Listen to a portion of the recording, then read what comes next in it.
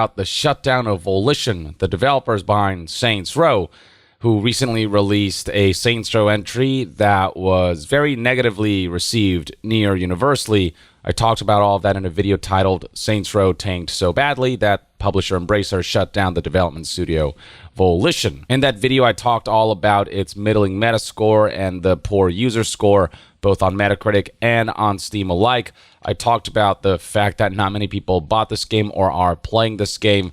I talked about how many units this game had to sell to break even. According to analysts, it must sell 2 million units, but despite the optimisms from the CEO who said that he believes the game will make money, ultimately because of how much this game cost to make and how little revenue it generated because of a lack of interest surrounding a game that was just poorly conceived and poorly executed. It led to big losses for the publisher. And while back then Embracer insisted that they would not close Volition or put the Saints Row franchise on ice, that very quickly changed when Volition was, in fact, shut down just a couple days ago. Announced via the following LinkedIn post that reads more like Embracer wrote this statement rather than Volition developers proper, because of the way they kind of try to make this seem like it's a good thing for Embracer. There's all to strengthen Embracer and maintain its position as a leader in the video game industry, yada, yada, yada. And Volition, having been such a long-running video game company with a 30-year history whose projects range from the Descent series to Free Space to Red Faction to Saints Row, this was definitely something that hit a lot of gamers, especially those who grew up gaming in the 90s and in the early 2000s, pretty hard. Now, since the shutdown, Volition did take the time to write this statement and publish it on social media outlets like Twitter, and this is what that reads like. I'm not going to read all of this. There's nothing in the way of new information offered. It's just Volition kind of expressing their gratitude for 30 years of support from fans and just kind of saying in a heartfelt way that through their ups and downs, everything they did was for the fans and their enthusiasm for the various game series that they developed and represented. And so, this feels more like something that was actually written by Volition, whereas this right here, this statement from LinkedIn, feels more like corporate PR. Now, Deep Silver, who is the publisher of Saints Row and who is also a subsidiary of Embracer, kind of put out this brief statement where they said, "Our thoughts go out to everyone at Volition, past and present.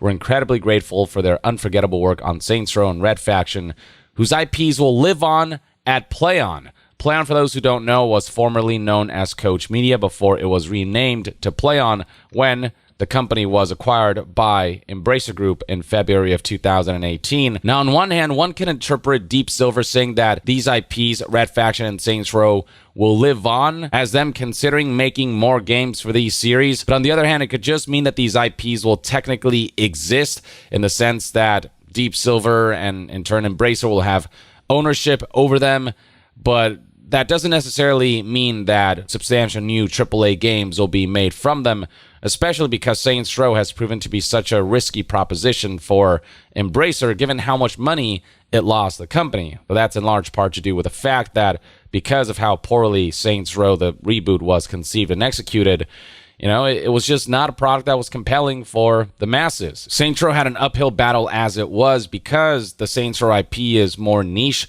and they really had to blow it out of the water and really nail it for them to bring back Saints Row in a big way as essentially like a parody to Grand Theft Auto, just much more outlandish in numerous regards. And there was a way to make that work, I think. They just actually had to ship a good game that was well marketed and well executed, and they failed on all of those fronts. So while I hope that one day Saints Row can be revived and be given to a development studio who can do, I guess, another reboot justice, to me, when they say these IPs will live on, all that means is I think that they'll be on life support. They'll be technically alive, but they won't be living. Like, I don't get the sense we'll see a new Saints Row anytime soon after how badly the previous Saints Row, the rebooted Saints Row, flopped, given all of the negative PR surrounding the IP currently, and given that Embracer as a publisher is not doing so hot after a $2 billion deal with Saudi Arabia fell through, after recent financial briefings showed less than ideal results, in no small part because Saints Row flopped so badly and the budget for that was so huge. Now, one of the big questions that people are asking is just what exactly went wrong with Saints Row Reboot? How could it have shipped in such a state And why was it so tonally dissonant from what Saints Row originally was? Saints Row was always about gangs, but then this new Saints Row reboot was all very like hippie and all about like, I don't know, like friendship and stuff. And turns out there might be a reason behind why that direction was taken. It might have something to do with publisher interference, or at least that's based on what YouTuber Flippy has reported in this video titled "Volition is Dead." Flippy is somebody who is a major part of the Saints Row scene, of the Saints Row community, and he's also a contributor to the Saints Row 2 patch and has worked on that. This is a patch that was officially announced back in October of 2019, whose goal is to improve performance, fix bugs, improve draw distance, improve audio quality, and just implement various enhancements, as well as all DLCs from the console version, as well as restore online co-op and multiplayer through Steamworks integration.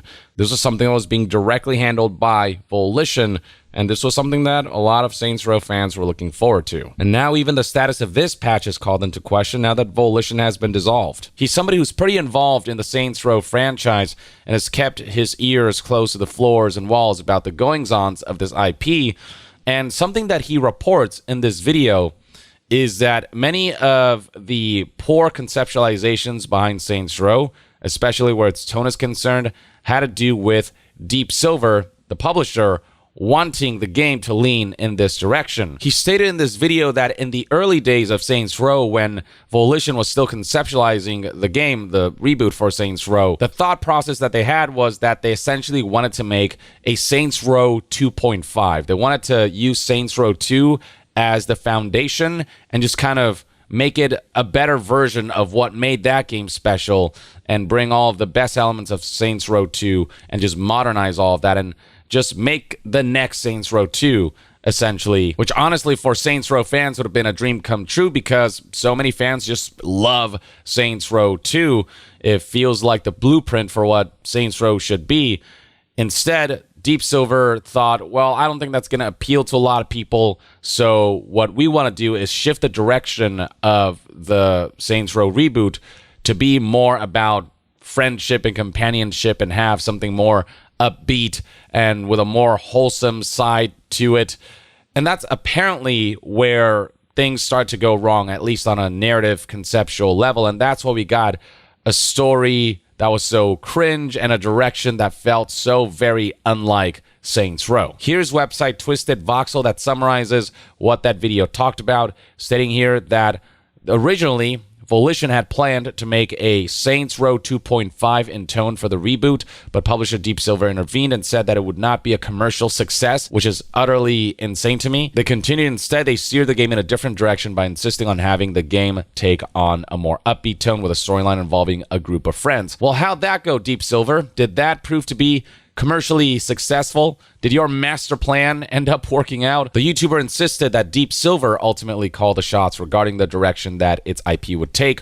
Volition wanted the game's narrative to focus on gang warfare, which is a given. It's the identity of Saints Row, but obviously with more outlandish and absurd elements that give Saints Row that unique identity, but the publisher wanted the subject matter to be more about friendship. And while Flippy does call out Volition for things like how they shoehorned the awful combat system, essentially kind of reusing the dated gameplay of old Saints Row games instead of trying to modernize it a lot more, and he didn't completely put Volition off the hook. You know, the developers were responsible for just the bland mission designs. They were responsible for the janky gameplay and all of these things. Though on the other hand, one could argue that maybe the publishers just didn't give the developers enough time to realize their ambitions and enough resources. But at the same time, it seemed like Volition had the right idea in terms of the kind of game that the Saints Row reboot needed to be, and publisher interference might have potentially led to that being led astray.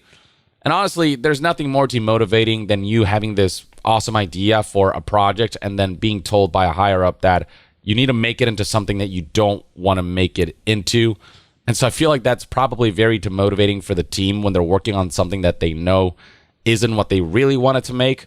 And so that doesn't help with getting the best out of, the development team. While Volition might have some of the blame to carry because of the way they might have gone about developing the Saints Row reboot, the larger share of the blame, says this YouTuber, goes to Deep Silver for setting a tone that the series had never been known for, and so it kind of doomed this game from the start. Even if the final game had been janky, if at least it had some of the identity of Saints Row, maybe it would have appealed to the fans enough where it might have sold more copies or just done more successfully, just done a little better than the utter flop and disaster that it was.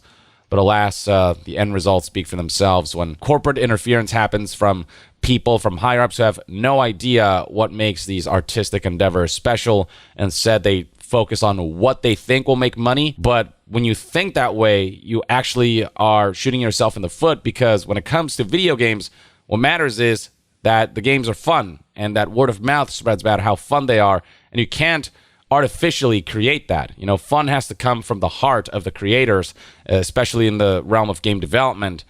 And so when you let developers have fun developing a game that they themselves want to play, that they themselves want to make because they know that everyone else, or at least people who partake in this IP or this genre, want to play, then you get something really fun and really special, as long as, things go smoothly in the development process. But when that kind of corporate interference happens, where suits who don't understand the fan base, who don't understand the appeal of the IP, and are only looking at things in terms of money and numbers, when these kinds of entities interfere, we get some of those baffling AAA game releases like Saints Row.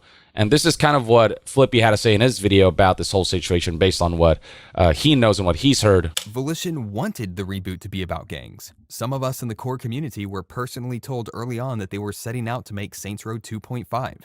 But Deep Silver stepped in and said, no, that kind of subject matter doesn't sell games. Water it all down and make it about friendship. There's so much to be said about that, I'm only scratching the surface. So yeah, Flippy might have a lot of insider knowledge that he just isn't sharing, at least not yet. But I mean, if this is true, and the thing is, Flippy doesn't talk about what his sources are and all these things, but he is trusted enough by the Saints Row community where his words definitely do carry a lot of weight. And if all of this is true, what he's saying is true, then the publisher definitely had a large part to play in the ruination of what could have been a great comeback for Saints Row, with a reboot that would have kind of taken inspiration from a source material that fans of the series are very fond of.